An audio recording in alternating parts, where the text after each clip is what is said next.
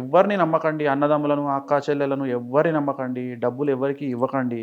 కలియుగంలో అప్పు అనేది మీ ప్రాణం పోయినా ఇవ్వకండి. అప్పు ఎప్పుడైతే ఇస్తారో శత్రువులు సంపాదించుకున్నట్టే కలియుగంలో. యెస్. సో, అందుకని అలాంటి పనులు చేయకుండా కలియుగంలో కష్టాన్ని బేస్ చేసుకొని సో, మానసికంగా స్థిరంగా ఉంటూ మెయిన్ ముఖ్యంగా ఇక్కడ కావాల్సింది మానసికంగా చాలా స్ట్రాంగ్‌గా ఉండాలి. మానసికంగా స్ట్రాంగ్‌గా ఉంటేనే కలియుగంలో మనం సమస్యలను ఎదుర్కొంటాం. యెస్. నేను ఇందాక కూడా అల్లు అర్జున్‌ను అరెస్ట్ చేసి తీసుకుపోతుంటే కాఫీ తాగుకుంటూ నవ్వుతున్నాడు స్నేహతోని. ఆహా! నవ్వుకుంటూ మాట్లాడుతున్నాడు. ముగ్గురు నవ్వుతూనే ఉన్నారు. ఎవరు? స్నేహ, అల్లు అర్జును, అరవింద్ గారు. ఆ! ముగ్గురు నవ్వుకుంటే కారెక్కిర్రు. కారెక్కితే పోలీసోళ్ళన్నారు, "మీరు అరవింద్ గారు మీరు వేరే కార్‌లో రండి" అంటే స్నేహ, అరవింద్ ఇద్దరు వేరే కార్‌లో పోయిర్రు.